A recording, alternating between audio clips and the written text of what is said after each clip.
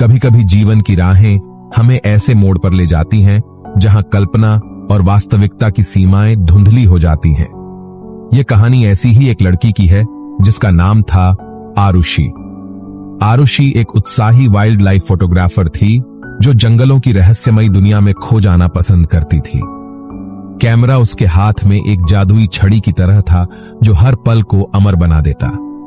लेकिन एक दिन उसकी यह जुनून उसे ऐसी जगह ले गया जहां से वापसी का रास्ता आसान नहीं था।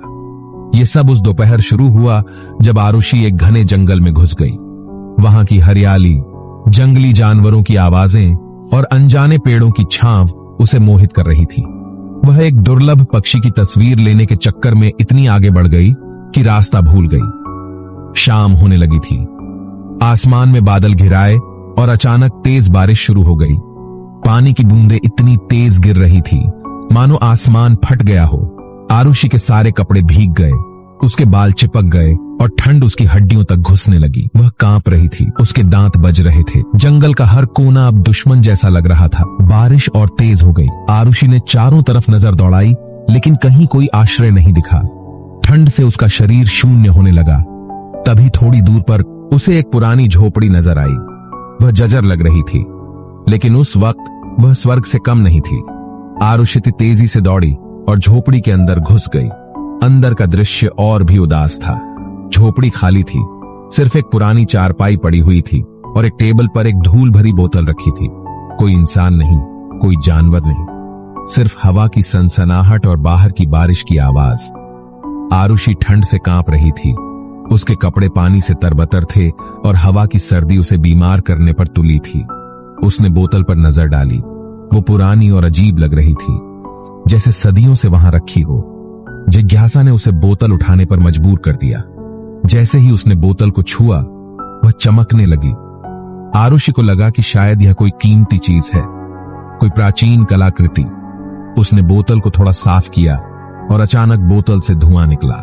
धुआं घुमावदार आकार लेते हुए एक विशालकाय आकृति में बदल गया।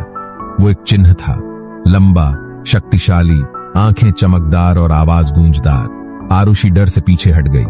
उसे लगा कि यह कोई भूत है, कोई जंगली आत्मा।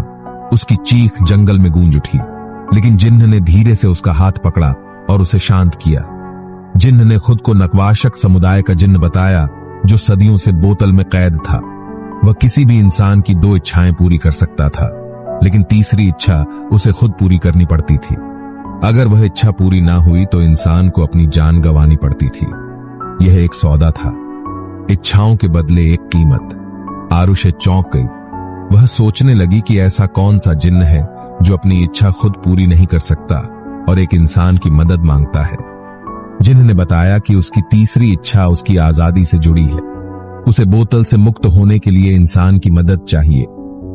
आरुषि ने ज्यादा ना सोचते हुए अपनी पहली इच्छा जताई। उसके कपड़े भीगे थे, ठंड लग रही थी। वह चाहती थी कि जिन्न गर्मी का कोई इंतजाम करे ताकि उसके कपड़े सूख जाएं और ठंड न लगे। जिन्न ने ताली बजाई और झोपड़ी में एक आग जल उठी। लपटें नाचने लगी, गर्मी फैलने लगी। आरुष ने आग के सामने अपने कपड़ों और शरीर को सुखाया। ठंड भाग गई और वह राहत महसूस करने लगी। कुछ देर बाद जब उसके कपड़े सूख गए और गर्मी का एहसास हुआ, उसने अपनी दूसरी इच्छा बताई। वो अपनी माँ से मिलना चाहती थी जो 10 साल पहले गुजर चुकी थी। जिन्न ने फिर ताली बजाई और आरुषि की माँ उसके सामने प्रकट हो गई। आरुषि की आंखें भर आईं, वो खुशी से रोने लगी। दोनों ने एक दूसरे को गले लगाया। आरुषि ने मां को बताया कि यह जिन्न की शक्तियों का कमाल है। उन्होंने पुरानी यादें ताजा की, हंसी झाक किया, दुख सुख बांटे। समय बीतता गया और अचानक जिन्न ने कहा कि समय खत्म हो गया। आरुष ने पूछा कि क्या मतलब? जिन्न ने बताया कि उसने मिलने का समय नहीं मांगा था, इसीलिए नियम के अनुसार सिर्फ आधा घंटा ही दिया गया था। अब मां वापस चली जाएगी। आरुष उदास हो गई। उसने मां को गले लगाया और मां गायब हो गई।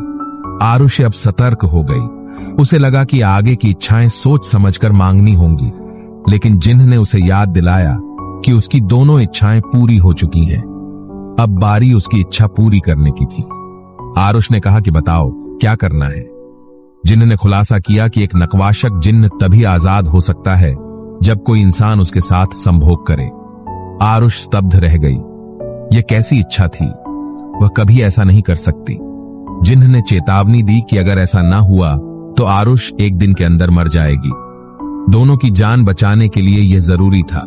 आरुष ने पूछा कि अगर संभोग किसी इंसान से ही करना है तो वह किसी और से क्यों नहीं कर लेता। जिन्न ने कहा कि जिसकी इच्छाएं पूरी की गई हो उसी के साथ संभोग से आजादी मिलती है। आरुष ने और पूछा कि अगर उसकी जगह कोई लड़का होता तो क्या वह उसके साथ भी ऐसा जिन्न करता।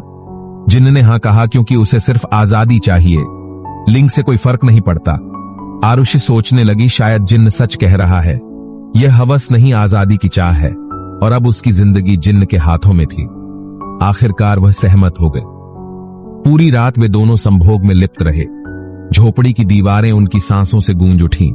आरुषि की चीखें जंगल में फैल गईं, लेकिन वहां कोई सुनने वाला नहीं था। रात की गहराई में वे एक दूसरे से लिपटे रहे, जुनून और मजबूरी का मिश्रण। सुबह हुई सूरज की किरणें झोपड़ी में घुसीं। जिन्न अब एक सामान्य इंसान में बदल चुका था। वो खुद को देखकर खुशी से उछल पड़ा। वो आजाद था, सदियों की कैद से मुक्त। आरुषि भी उसे देखकर खुश हुई, लेकिन तभी उसे कुछ अजीब महसूस हुआ। शरीर बदलने लगा और वह खुद एक जिन्न में तब्दील हो गई। आरुषि हैरान हो गई। गुस्से में उसने पूछा कि यह क्या हो रहा है, लेकिन अब इंसान बन चुका। जिन्न बोला कि उसे इस बारे में कुछ नहीं पता। वह झोपड़ी से निकलकर चला गया, जंगल में गुम हो गया। आरुषि अब जिन्न बन चुकी थी और वह बोतल में हमेशा के लिए कैद हो गई। असल में जिन्न ने पूरी सच्चाई नहीं बताई थी।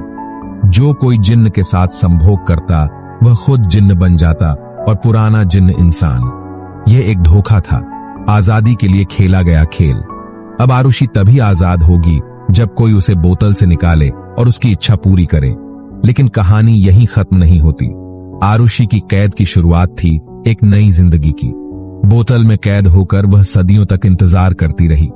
जंगल बदलता रहा, मौसम आते जाते रहे, लेकिन बोतल वहीं टेबल पर पड़ी रही। क्या आप उस जंगल में जाना चाहते हैं? अगर आपको बोतल मिल जाए तो आप क्या करेंगे? नीचे कमेंट में बताना। अगर आपको हमारी मेहनत और ये वीडियो पसंद आई तो एक लाइक जरूर करें।